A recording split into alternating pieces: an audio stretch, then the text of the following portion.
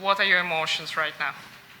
Yeah, I'm absolutely thrilled to play such a game. It's not quite like it's rare to get such an attack. You get everything right basically. You get your preparation in, then he misplays the position, and then you finish off in style. So it's very rare that it happens, especially against such a strong player. So I'm absolutely thrilled.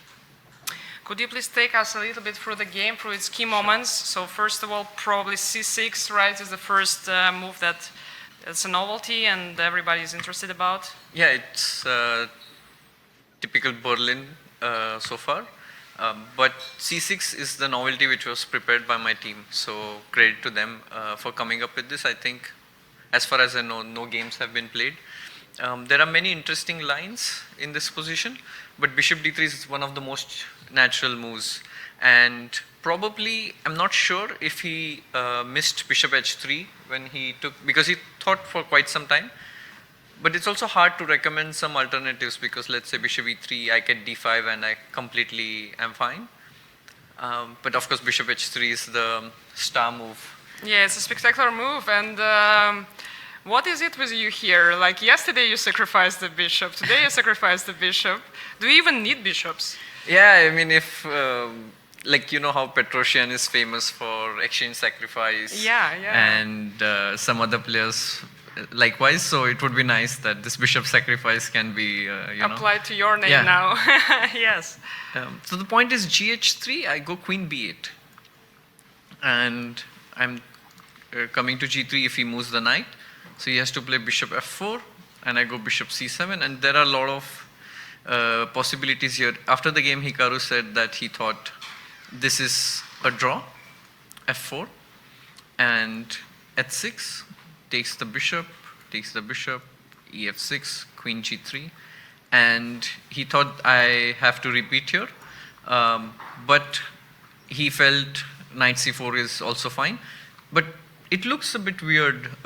You give the pawn on h3 and you go knight c4, you're underdeveloped. That's why I spent a lot of time on the next few moves, because I wanted to be precise. Because for example, there is a trick like queen c7, it looks like gh3 is not possible because of queen g3, and if you take on b6, there is knight g4, g3, and then I take with the queen here, and he's losing an exchange. So there were a lot of lines like this, but of course he has e5 here, and that's why I did not play.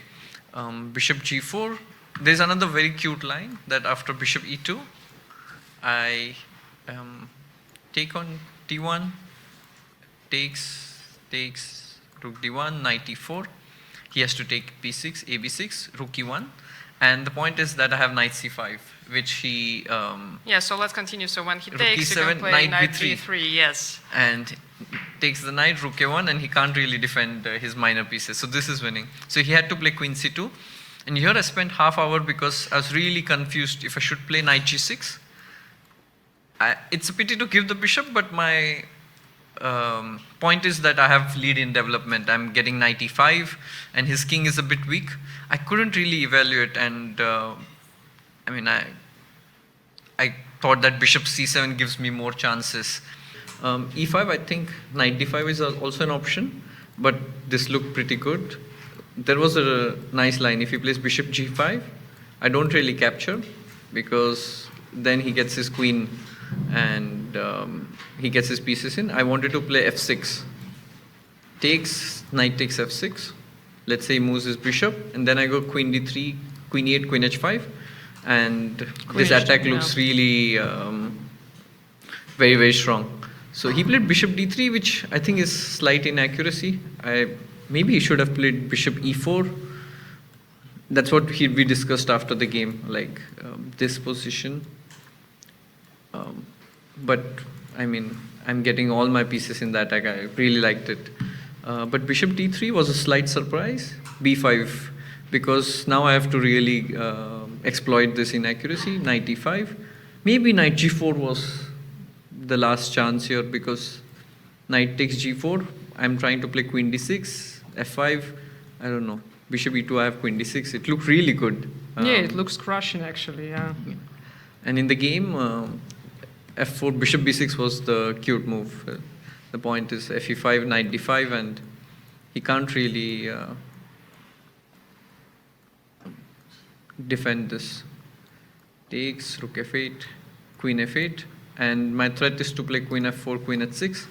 I guess only move is queen e4, queen f2, queen g4, and probably just bringing the rook, first giving check, bringing the rook should be fine, but worst case, I could even capture this rook, which was a bit sadist, but so you have a possible. choice even, yeah. And okay, it's just lost, but he kept fighting. Queen g5, and yeah, I mean, the rest is pretty easy, but I just wanted to make sure that I don't give him counterplay in this time scramble. There are multiple ways to win, like I can even take and knight c2, but with such a king, I thought I should go for it. He cannot really play queen h5 because I take and rook d1 is mate, and knight d2 is met with knight c4. So yeah, he resigned because king b2, knight g3, and he loses an exchange.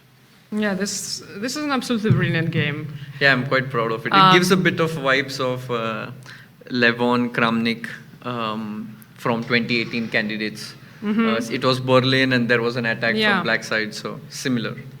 Can you already say that this is one of your best games in your career? What would you say? Or probably from the importance of the tournament and opposition, yeah, it's one of the good games. I don't know if it's the absolute best, but definitely I'm proud of it. Did you already maybe receive some congratulations from your peers or from fans or from somebody? I mean, from Hikaru, because from he Hikaru? said, Nice. he said good game, so yeah. Oh, that means a lot if your opponent acknowledges that the game was great. Yeah, it's so nice of him to do that, yeah. Do we have the questions from the journalists? I'm sure you have plenty. Who will be the first? Anna, this side, please. Hi. Just the microphone, okay.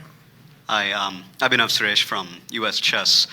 You had a disappointing tournament in Prague, and somehow you managed to bounce back not only with a spectacular game yesterday, but a sparkling victory today. Can you talk a little bit about your mindset in between these two tournaments, and especially how you felt confident enough to go for a critical variation in this game? Yeah, during the Prague tournament, it was a bit depressing. I had a streak of bad games.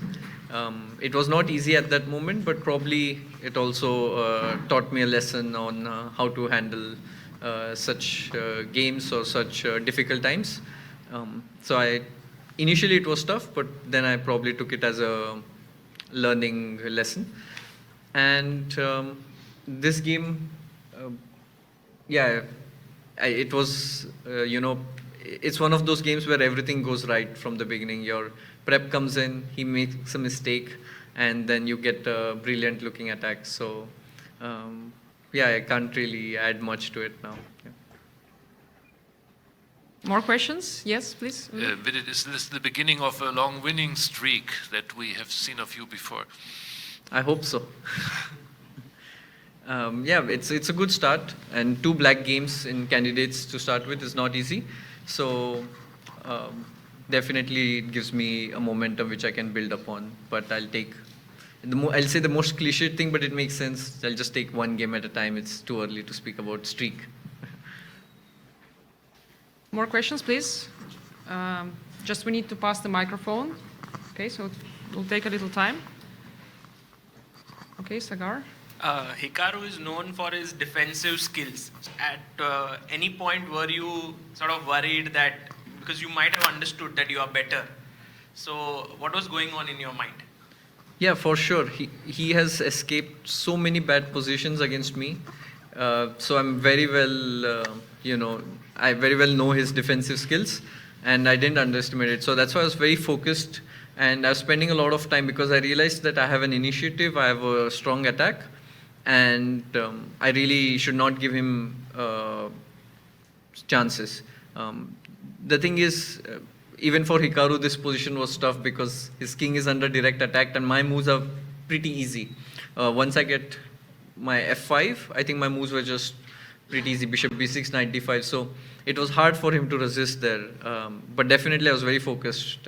I knew that, especially even when he went this king f2 and rook h1, there are multiple ways to win, but I thought I should go for the cleanest way, bishop e3, and just give him no counterplay at all. So that played a role here. More questions, please? No more questions? Okay, we have one more question from Ulrich. What are you doing later today?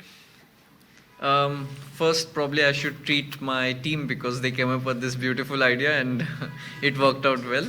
So probably some nice time with them and then plan for tomorrow. But definitely I'll spend some quality time with my team. I have one more question about that. So you say that your team came up with this novelty. Is it some particular person, or how does this happen? Somebody just proposes the move and then everybody analyzes, or just it's a work of one person? I would actually not delve too much into the details of. Okay. It's a bit provocative, of how yeah. the team works. Yeah, it's a bit too soon. I'll wait for the tournament to finish and then, get into the details of how the team works. Okay, fair enough. One more question I think we have. Probably today is a time to reveal your hidden Dutch second. Was it him? See, some mysteries are good, There has to be some suspense in. But I can say this one is not him. But I'll keep people guessing. Any more questions? And I think with that we congratulate you once again. Thank you for coming. Thank you.